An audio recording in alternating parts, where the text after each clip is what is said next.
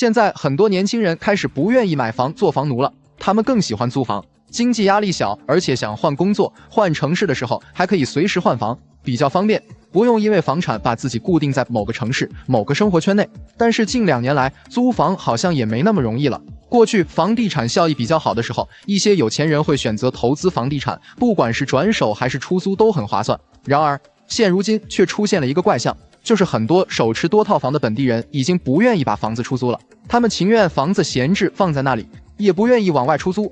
这种现象在各个小区都很常见。有人会说，与其把房子闲置着租出去换钱不好吗？理论上没毛病，但是过来人却说不可取，主要是因为下面这5个原因。1. 要承担连带责任。作为房东，把房子租给租客之后，你以为就可以躺平了吗？其实并不能，每天都要提心吊胆的，因为房东要和租客一起承担连带责任。有些租客会在房子里做饭，使用水电燃气的时候，如果稍不注意就会引发事故，轻则只是房屋内部装修设备损坏，重则人员伤亡。这种情况下，不管如何，房东都会受到牵连，最后还很可能要赔上一大笔钱，得不偿失。网友妙笔生花说，我家老房子隔壁的房东就比较惨，他家换了新房后就把老房子租出去了。租客是一对从农村来的中年夫妻，在附近的厂子里干活，男的在家洗澡的时候因为电热水器漏电意外身亡了，女的就天天找到房东新家闹，据说房东赔了10几万。现在这套房子成了凶宅也卖不出去了，所以我家老房子一直空着快5、6年了，都没往外出租过，我不想每天过得提心吊胆的。2. 装修成本太高。以前有些人买房的时候想着以后可以以租养贷，其实真的没有那么简单。如果你想租金高，那首先你房子的地理位置要好，其次房子内部的装修要好。按照现在的装修市场行情，房子随便翻新一下，买家具都要5、6万，这属于提前支出，租出去后没有个2、3年是根本回不来本的，非常不划算。网友会飞的鱼说，我之前在市中心买了一套60平方米的公寓，买的时候销售说附近公寓租金至少都要2000，我这60平方米好好装修一下，肯定可以租到3000每月，以租养贷完全不是问题。后来发现上当了，60平方米的毛坯公寓，装修公司全包开价10万，还不包括家具家电，算下来至少12万以上，一年租金也就3万6千元，我起码要3、4年才能回本，这样一算太不划算了。3. 租客素质不详。作为房东，不仅要考虑租金的问题，租客素质也是关键。有些租客会偷偷的在房子里养宠物，把家具家电、墙面装修都搞得破破烂烂的，一点也不知道爱惜房子。还有一种人凡事多的租客，今天让你给他添置个家具，明天让你给他添置个家电，就好像房东欠他的一样。要么就是打电话给你说，为啥这个月水电费用这么多，是不是有人偷电之类的，反正就是很烦。网友月亮在发光说，我家之前有一套房子租给了一对年轻的小夫妻，原本以为年轻人会懂事，没想到住了半年不到就和楼下邻居有冲突了，因为他们总是半夜3更洗衣服，阳台洗衣机可能是因为有点旧了，声音就比较大，楼下阿姨沟通商量过好几次，劝他们最好在晚上10点前洗好，结果小伙子来一句，我想几点洗就几点洗，我就喜欢12点洗衣服，管得着吗？气得楼下阿姨投诉到物业找我协商。网友大脸猫说，我家上一个租客更奇葩，租房的时候说好不能养宠物，结果还是养了3只狗2只猫，养就养吧，我想着只要不影响邻居也就算了，结果把家里的沙发墙面全都搞得不像样，我好好的精装房弄得乌烟瘴气的，再也不想租给别人了。4. 卖房贷看不方便。这2年经济下行，很多人想着把手里的房子变现，如果房子租给了别人，那中介带客户看房子就要先约租客的时间，有些租客好说话还好，遇到不好说话的租客，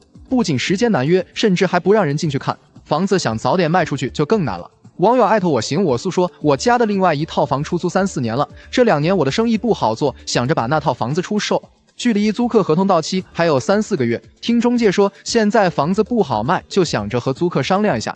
周6日他在家的时候，中介带人看房，平常周1到周5不打扰他，原本说的好好的，结果中介带客户2看要敲定了的时候，约了2、3次都说不方便不让看，搞得我很尴尬，也错过了那个卖房的机会，现在只能等租客合同到期，后边就不再出租了，打算把钥匙给中介，方便他们带人来看房子，我只想早点把房子卖掉。5. 不差钱。有些人买房也不一定全都是为了投资，也可能是为了以后养老或者给孩子准备的婚房，这样的房子一般都不会出租。网友小橙子妈妈说，我家现在有3套房，1套自住，另外2套目前空着，1套是给自己准备的养老房，1套是给孩子准备的，等他毕业以后想独居的话，就可以独居了。我根本就没想过要出租，一个月多个5、6千的租金，但是要操心，还害怕租客把房子搞得乱七八糟的。算了吧，我家虽然不是大富大贵，但也不差这点钱了。说在最后，大家都以为做房东是一件很幸福的事情，什么都不用干就有进账。其实只有房东自己知道自己每天要承担多大的压力，与其这样，还不如把房子空着，这样自己也省心了。很多人在第一次装修新房的时候，往往会把注意力放在颜值上，总想着做高大上的设计和造型，以此来凸显自己的审美和品味。但其实日子过久了以后，就会发现实用和舒适才是最重要的。下面就给大家分享6个家里越用越爽的实用性设计，都是过来人总结的经验，缺一个都会让人遗憾。1. 分段式加倒角柜门定制衣柜的时候，别再跟风做一门到底加反弹器的设计了，看着是很极简，但是真的不实用。一门到顶的柜门长度基本都在2.4米左右，这就需要给柜门加拉直器，防止它变形。其实时间久了以后会发现，拉直器也不能完全杜绝长柜门变形，只能缓解而已。柜门一旦变形，就会出现缝隙、歪斜，关不上，到时候更难看。另外，反弹器作为免拉手设计的一个选择，也并不好用，经常要么弹不出来，要么关不上，用过的人都知道。而分段式柜门设计中，每一扇柜门长度都不太长，不需要另外加拉直器，也不会变形，省钱又耐用。柜门采用倒角的设计，既不需要明装拉手，使用起来又方便。2. 阳台洗烘套装加洗衣机伴侣，一般洗衣晾晒都是在阳台完成。在给阳台做设计的时候，强烈建议大家做洗烘套装、洗衣伴侣的组合设计，用起来真的超级爽。洗烘套装能让你在梅雨季、回南天都可以放心的洗衣服，不用担心衣服洗了干不了会潮湿发霉的情况。另外，加装一个小洗手池的设计也比较贴心实用，日常的毛巾、袜子、内衣裤等不方便直接扔进洗衣机内洗的小衣物，都可以在小洗手池清洗，然后随手在阳台晾晒，很方便。3. 杂物柜日子过久了就会发现，家里的东西真的是越来越多，尤其是一些日用品、小件杂物，如果收纳不到位，就会显得家里乱糟糟的，很不美观。所以家里一定要有一个专门的杂物柜，用来收纳这些物件。杂物柜可以设计在阳台上，也可以把鞋柜、餐边柜或者过道柜中分出一部分来，不需要太大，宽度50至80公分左右都可。柜内可以根据自己要放置的物品进行分层规划设计，或者利用洞洞板收纳。即使柜内凌乱不堪，只要把柜门关上，外面依然是风轻云淡，不会影响到整体的空间视觉美感。4. 入户门口一键断电，对于强迫症或者爱忘事的人来说，经常会出了门后再返回卧室内，看看自己有没有把灯关掉，有没有把插头拔掉，这样的往返既麻烦又浪费时间。不如直接在装修做水电的时候，给入户门口设计一个一键断电的开关。一键断电的开关可以控制全屋所有的用电，出门前、回家后只需要在门口按一下开关即可断电通电，很方便。不过在设计一键断电开关时，要把冰箱以及一些其他不能断电的设备除外。5. 卧室次净衣区。你家卧室是不是经常放着一把凳子，上面堆满了各种衣服？这些衣服并不是脏的需要清洗的，而是只穿了一天还可以再穿的外套、围巾、牛仔裤等。这样的场景不仅不美观，而且也会把衣服压皱，再穿的时候也不好看。所以一定要给卧室设计一个次净衣区，专门用来收纳次净衣。最好是在设计衣柜的时候就把这个细节考虑进去，单独留出一个开放空间，与其他衣柜隔开，这样既不会污染干净的衣服，也让次净衣有了独立的空间。如果装修的时候没有考虑到位，也建议大家不要把衣服直接堆一堆，可以利用落地挂衣架把衣服一件件的挂好，这样起码衣服不会皱。6. 窗户采用内开内倒设计。根据开窗方式，可以把封窗分为2种，一种是平开窗，一种是移窗。一般来说，不建议采用移窗，隔音隔热以及密封效果都不太好，还是建议做平开窗。平开窗可以分为内开和外开，现在很多楼盘不管是高层还是洋房都不允许外开窗，有安全隐患。如果只是单纯内开的话，会占用室内空间，还容易磕碰，而内开内倒的方式就不同了。平常需要大面积通风的时候，可以采用窗户内开，如果家里有小朋友的，或者出门后担心下雨的话，就采用内倒的开窗方式，这样更实用。结语：装修的时候最好不要跟风网红设计，好用实用才是关键。以上这6个设计就属于装修中的细节设计，可以提升居家生活的舒适感，很值得借鉴。买房的时候，你觉得什么最重要？有人觉得地理位置重要，有人觉得户型面积重要，有人觉得是否有学区很重要。不管是哪一种认为，终究目的都是为了当下能买到舒服好住的房子，并且这套房子以后还能有升值空间。但是很多时候，出于经济条件的影响，我们不得不把自己的想法和选择退而求其次。就比如我家第一次买房时，选到了满意地段的楼盘，还有自己看中的学区，奈何想要的楼层全都售罄，最终定了2楼的房子。作为低楼层，住在2楼有着高层住户最羡慕的优点，不用等电梯。总层高31层的楼房，电梯于我而言是可有可无的。不管早高峰、晚高峰，我到1楼只需要半分钟，甚至可以直接走到地下室开车停车，都比较方便。相比较之下的高层住户就没有那么舒服了，他们每天要多花至少10分钟时间去排队等电梯。如果遇到电梯检修、维修或者停电的时候，更是麻烦。刚住进2楼的时候，我还为此庆幸过，觉得自己无奈之下的选择也还算不错。而且2楼下面还有一层，不会潮湿，又是小区最前面一排的房子，没有遮挡，所以在采光上是不错的。这也是当初决定选2楼的原因。原本以为自己选到了神仙楼层，没想到入住半年后就开始后悔了。最大的原因有2个：一，特别吵，因为房子在整个小区最前面一排，小区围墙外是一条马路，虽然不是主干道，但是每天来往的车辆也不少。尤其是到了夜间，还会有大型车辆过往，车子声音很大很吵。除了马路上的车子声音外，还有小区内的声音，比如晚上10点过后，小区内部路上还经常有人散步聊天，声音听得清清楚楚。早晨晨练的大爷大妈5、6点钟就在小区内遛弯讲话的声音也很明显，对于我这种睡眠浅的人来说，真的是一种煎熬。还有早上4、5点就开始收垃圾桶、清垃圾的保洁人员，他们拉着垃圾桶在小区砖地上走的声音也让人崩溃。以前一直以为只要楼上楼下的邻居不在家里吵闹，自己家就是安静的。住了2楼以后才知道，原来1楼路面上每天是如此的热闹。2反污水，和太吵闹相比，我最不能容忍、不能接受的就是2楼反污水，这也是让我坚定换房的原因。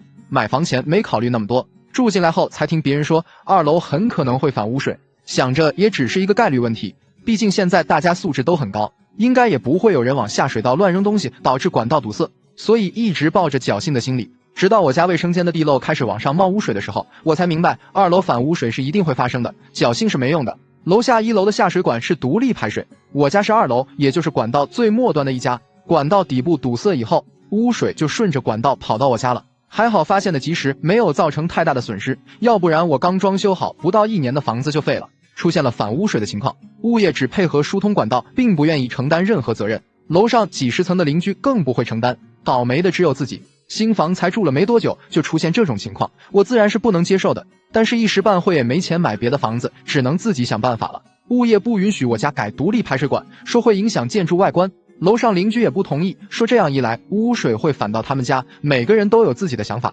不过我还是找人给家里的下水管做了小小的改动，地漏换成了带有止逆阀的单向地漏，不影响排水的同时，让底下的水上不来。马桶和所有台盆也都装了类似的单向止逆阀，这样的操作也只是治标不治本，以后还是可能会有万一的情况出现。最好的办法就是赶紧卖掉2楼的房子，换成其他楼层。为了后期能尽快把房子卖出去，特意去房产中介处咨询了一圈，按照他们的经验，2楼的房子要想快速卖掉，只能降价。也就是说，我买房加装修的钱是不可能回本的，因为大家普遍都不太喜欢2楼，就是怕反污水。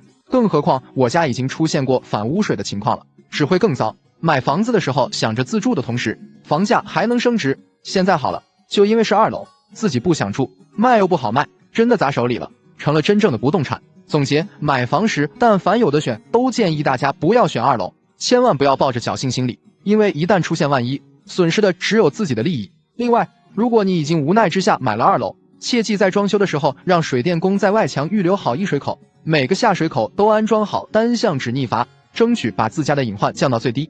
为什么不建议做全屋瓷砖通铺？当初不听劝，坚持全屋瓷砖通铺，如今入住2年后，真的是有苦难言。有一说一，全屋瓷砖通铺在前些年是非常流行的装修方式，凭借整体性好、延展性强、易于清洁打扫，并且看上去更显美观大气等优势，深受业主们的喜爱。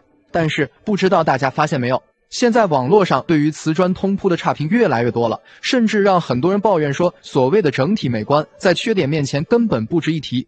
为什么红极一时的全屋瓷砖通铺没火多久就不受业主们的待见了？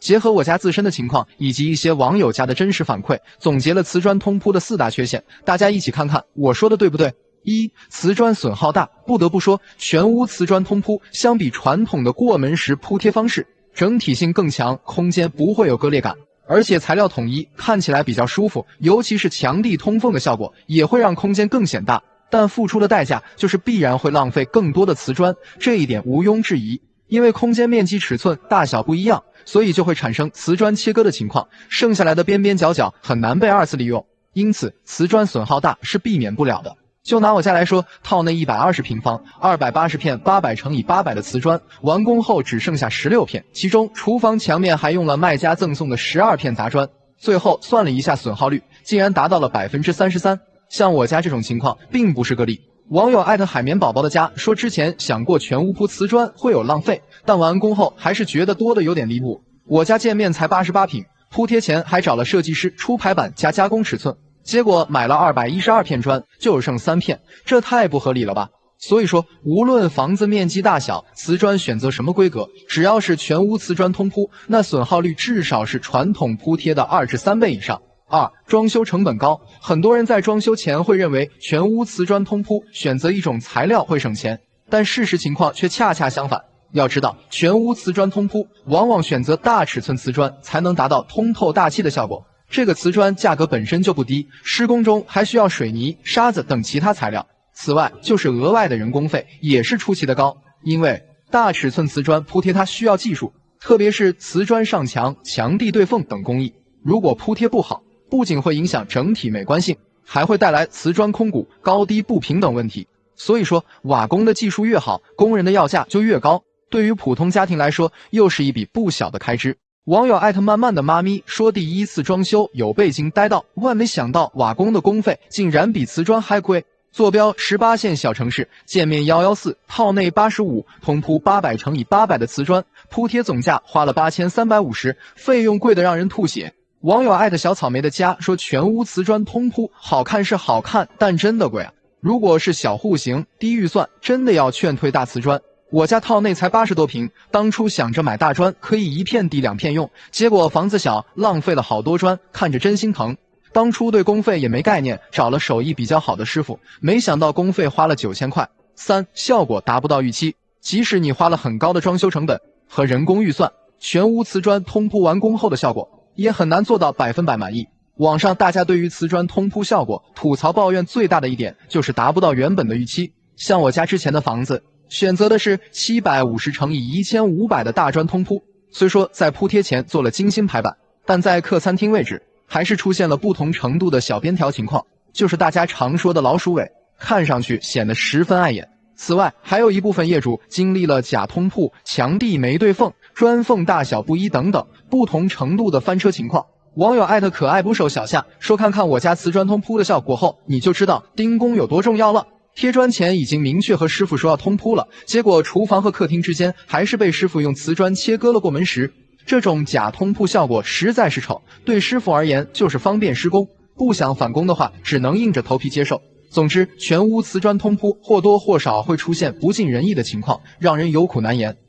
缺少温馨感。通铺瓷砖，全屋选择一种材料，确实更利于后期卫生的清洁与打理，但这种装修方式有一个最大的弊端，就是很难营造出家的温馨和氛围感。众所周知，瓷砖自身的光亮效果会给人一种冷冰冰的感觉。如果家里的卧室、客餐厅，包括厨房、卫生间都选择瓷砖，会过于单调和冰冷。尤其是冬天，一回到家后就好似走进了大冰窖，让人感觉很阴冷。进到卧室休息，也没有家的温馨和舒适感。网友艾特西西女士说，全屋通铺瓷砖，肠子悔青。当初装得太仓促，很多问题没计划好，盲目跟风，结果入住后后悔。卧室真的不该贴瓷砖，这个冷冰冰的地面属实一股凄凉。网友艾特杨洋妈说，全屋瓷砖是我家装修踩的最大的坑，钱没少花不说，还显得房间冷冰冰的不够温暖。想砸了重装，但又心疼钱，不砸吧，还实在不想住。在我看来，家里的卧室、书房、儿童房这些区域更适配木地板，相比于瓷砖，更能营造出让人放松和温馨的舒适感。总的来说，虽然全屋通铺瓷砖整体性好，看上去美观大气，也便于卫生清洁，但选择这种装修方式的缺点也不少，比如说装修成本的增高、施工难度加大、效果很难达到预期等，而且还会缺少家的温馨和舒适感。所以说，奉劝大家在装修前还是要根据自家实际情况去选择，切勿盲目跟风，否则后悔的代价只能是自己买单。都说无奸不商，只要昧着良心，就会赚到更多的钱，这话一点不假。如今的资本为了方便他们获利挣钱，会编造各种谎言来哄骗消费者，但可怕的是，很多人还深信不疑，并且为此还买过单。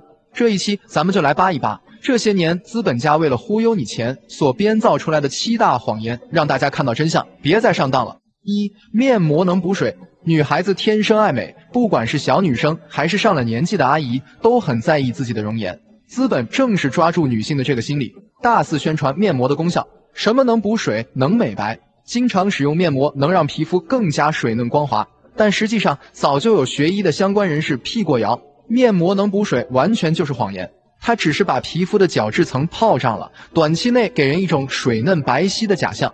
所以说，市面上所有号称能补水的面膜，其实都是智商税。只有按时休息、合理的饮食加运动，才是保持年轻的秘诀。2. 味精致癌。早期味精是国人厨房里必不可少的调味品，但自从听说吃味精对身体不好，会掉头发，甚至吃多了会致癌的说法后，很多家庭都不敢用了。于是资本开始大肆营销鸡精，编造出鸡精更健康的谎言。但事实真的如此吗？其实味精的主要成分为谷氨酸钠，它就是以粮食为原料发酵制造的，食用非常安全。反之，打开鸡精成分列表，排在第1位的就是味精，之后还添加大量添加剂。所以两者谁更健康？答案不用多说了吧？知道真相的你，是不是也感觉这些年我们都被资本骗了？3. 硅藻泥除甲醛。很多人装修房子最担心就是室内甲醛超标，危害到家人健康，于是宁愿多花点钱，也尽可能的去买一些环保的装修材料。于是，一些资本嗅到了商机，推出墙面涂料硅藻泥，宣称不但材料本身天然环保，而且还能吸附室内甲醛。凭借硅藻泥除甲醛的谎言，在前些年的装修行业里卖得风生水起。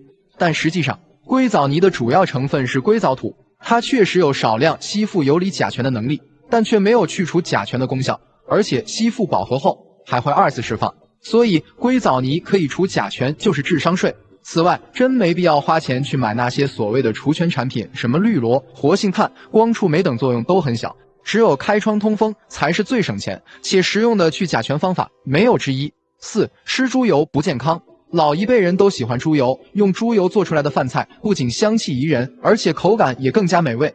但是资本家为了更好的销售大豆油，就开始在各个渠道打压猪油，编造出吃猪油不健康，是心血管杀手的谎言。但实际上，这就是20世纪营养学最大的骗局。猪油不仅安全，而且还被评为是最有营养的食物之一。所谓的饱和脂肪酸，实际跟心血管之间没有任何关系。我家的一个亲戚，农村的遗老，今年87岁高龄，吃了一辈子猪油，身体还是健健康康的。所以真没必要去花高价去买所谓更健康的调和油。5. 防晒服才防紫外线。今年夏天想必卖的最火爆的服饰就是各种防晒服了。资本依靠只有防晒服才能对抗紫外线的谎言，狂挣了中国女性近600个亿。但实际上并不是非得要买防晒衣，其实普通的衣服也能防晒，随便一件衣服的话，它都有一个物理遮光作用。尤其是深色的纯棉服饰，遮挡紫外线的能力甚至比防晒衣效果还好，并且市面上真正能挡住紫外线的防晒衣，符合标准的少之又少，很多都满足不了 UPF40 加的评定标准，所以别再为这些智商税产品买单了。6. 钻石永流传。钻石保值是本世纪最大的商业谎言，骗了我们消费者100多年。资本家为了卖高价，获得更高利益，大肆宣扬钻石代表永恒、代表爱情的宣传口号，说什么钻石恒久远，一颗永流传。但实际上，钻石的成分就是碳，不是啥稀奇玩意。随着越来越多的钻石矿被开采，以及人工培育钻石的诞生，钻石的谎言被一步步揭穿，如今的贬值率高达 99%。这是什么概念？就是说婚前你拿2万块买的，现在想换钱，它只能卖200。那些上当受骗的人真的是欲哭无泪。7. 一次性筷子破坏森林。前几年疫情原因，公司食堂停业，开始发盒饭了，然后就有同事倡导大家不要使用一次性筷子，说太浪费，还会破坏森林，还拿出相关数据，说我国每天消耗130万双一次性筷子，相当于砍伐了42棵参天大树。对此我深信不疑。后来直到看到头条官方辟谣，才知道又是一些利益相关者和资本编造的谎言。如今的一次性筷子多数都是用作家具剩下的边角料，或者是人工种植的速成林木，根本不存在毁坏森林一说。而且据我了解，一次性筷子的普及和推广对国内传染病防治有不可磨灭的贡献。说在最后，这些年老百姓挣钱不容易，黑心的资本商家为了利益，想尽一切办法来忽悠消费者。这些骗局是时候应该让更多的人知道，我们被蒙蔽的双眼也该擦亮了。不得不说，现在家电行业的水太深了，各种五花八门的新式电器层出不穷，但功能天花乱坠不等于实用，尤其是一些被吹嘘到高大上的家电，实际上却徒有虚名。只有自己亲身使用过后，才会发现自己踩雷了，白白花钱交了智商税。这一期小东就给大家盘点8种尽量不要买、不要碰的家电，绝非误导，都是过来人的经验教训。1. 激光电视不要碰，想要画质好就买液晶电视，想要追求屏幕大就去装投影仪。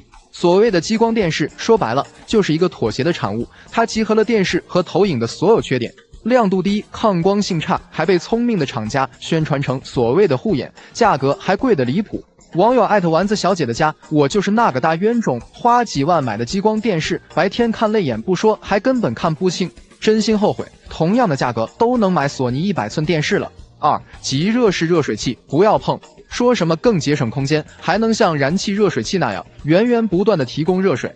但事实上，你会发现生产它的品牌寥寥无几，多数都是没听过的杂牌，而且功率大、耗电高也就算了，还有漏电、短路、跳闸的风险。关键是冬天用水体验太差，根本不能开大，不然就不热。网友艾特苏菲的小懒猫，即热热水器真心太垃圾了，电费能耗超级高，还不安全。而且冬天水温不能调高，不然功率过高会自动关闭。咨询客服说，热水器不能适应高负荷，而且保修期就只有1年，刚过水流传感器就坏了。3. 水槽洗碗机不要碰，水槽洗碗机要说优点，也就是不能弯腰这一点，剩下的全是缺点。比如容量偏小，普遍只有6至8套，稍微大点的锅具还要手洗，根本实现不了彻底解放双手。其次，搭载的洗涤和烘干技术也很落伍，还不能存储碗筷，关键是售价却一点不比独立式的洗碗机便宜。网友艾特阿朵的宅家记，水槽式洗碗机用过才知道有多鸡肋，会占用水槽几乎1半的空间，导致洗菜、洗水果都不方便。因为容量小，导致餐具多的时候还要分多次洗涤，耗时耗水，功能也单一，不如嵌入式洗碗机实用。4. 隐形电动晾衣架不要碰。阳台隐形晾衣架对颜控的年轻人诱惑不小，但实际上这东西就是个伪需求。要说唯一的优势就是不用时可以隐藏在吊顶里，但谁家过日子衣服不是天天晾晒？只要降下来就很难有升上去的时候，试问隐形不隐形有啥用？而且这玩意故障率还特别高，坏了就得拆吊顶。网友艾特李李的家踩大坑了，家人们选择隐形晾衣架真的要慎重，外边风景宜人，室内一言难尽。第一次使用就出故障了，下来正常，上去就卡死，安装师傅来了说修不了，等待厂家解决，真的是大无语了。5. 厨房凉坝不要碰。夏天厨房做饭太热，想要不遭罪，要么就去装专用空调，要么搞个移动风扇，其他东西都是智商税。特别是厨房凉坝，千万别被名字误导了，它是一点制冷效果没有，其实就是个装在头顶的普通电扇。冬天你用不上，夏天吹出来的也是热风，要多鸡肋有多鸡肋。网友艾特刘小佳，凉坝是装修厨房里最没用的东西，真心不推荐。说白了就是吹风原理和风扇一样，而且做饭时用它，风还会把火苗吹偏，变小火。6. 风管机不要碰。听我一句劝，咱们选家用空调就记住一个原则，有钱就装中央空调，没钱就去选壁挂空调。风管机这玩意说白了就是中央空调的衍生品，就是给装不起中央空调又想要面子的人群准备的。它继承了中央空调所有缺点，噪音大、耗电高、维修维护难，要论性价比还不如壁挂式空调稳定舒适。网友艾特小秋雅米，新家入住1年，我最后悔的就是装了风管机空调，夏天冷风嗖嗖不够舒适，冬天制热效果还不好，关键维修难，耗电还大，真不如一步到位装中央空调了。7. 壁挂洗衣机不要碰。很多有宝宝的家庭都想装个壁挂洗衣机单独给孩子用，我劝你选购前要三思，这玩意有个硬伤就是不安全，有掉落的风险，买之前上网搜一下，看看大家对它的评价再做决定。而且它的筒径空间太小，说白了就是排污结构紧凑，更容易脏，用久了就会滋生细菌。网友艾特木小小，太吓人了，壁挂洗衣机从天而降掉下来了。之前就有过担心，每次甩干的时候声音都特别大，就好像楼下来了一台拖拉机一样。结果这一幕真的发生了，幸亏没砸到人，以后真不敢再用了。8. 储水式管线机不要碰。很多人为了喝热水方便，就在装修时考虑装一台管线机，结果入住没用多久就发现水有异味。其实现在很多管线机内部都是有水箱的，而且并不是完全密闭，这也是它天生的缺陷。特别是夏天，长时间不用管线机，水不能循环起来，就会产生异味，甚至水发黄。网友艾特秋天等我来带水箱的管线机千万别买，我家的管线机和净水器还是国内大品牌，以为喝水会很方便，谁知道出来的水一股臭塑胶味，换了一次水箱也没解决，后来干脆把管路都换了，虽说臭味少了，但塑胶味还有，根本不敢喝，太恶心了。